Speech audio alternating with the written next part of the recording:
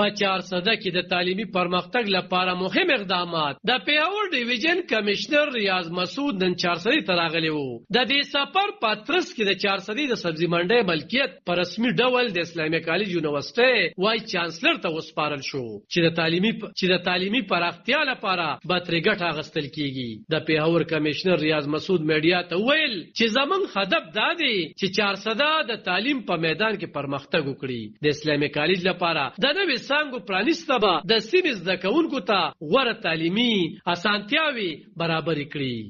अब Islamia college university की जो प्रॉपर्टीज हैं ये एक कमर्शियल प्रॉपर्टी थी जो बिल्कुल शहर के सेंटर में, और इंशाल्लाह हाँ इधर वाइस चांसलर साहब मेरे साथ खड़े एक बेहतरीन मॉडर्न बिल्डिंग बनाएंगे. په دغه مخال د اسلامي کالج وایس چانسلر یو مهم اعلان وکړو چې 400 کې به د اسلامي کالج د هلکانو او جنکو لپاره بیل څنګه پرانستل شي. کمشنر پیهور زیاته کړه چې 400 کې زمون د هلکانو او جنکو لپاره د بیل څنګه پرانستل د تعلیم ته وده ورکول لپاره یو لوی ګام دی. دا به د سیمې د زده کوونکو لپاره نوې فرصتونه برابر کړي.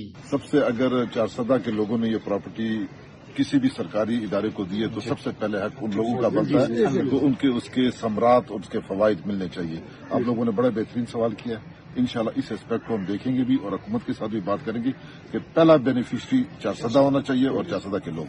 دا تعلیمي پروژیکټ به په 55 کانال ځمکه باندې جوړیږي او د صوبایي حکومت لخوا به د دې لپاره ځانګړي فندونه ورکول کیږي. کو فندونه برابر شي نو د اسلامي کالج 400 څنګه به زر تر زر فعال شي. حکومت وایي چې د تعلیمي پرمختګ لپاره دا اقدامات ضروری دي، خو ځای دکانداران د سبزی منډي د ختمېدو په اړه خپل اندېښنې لري.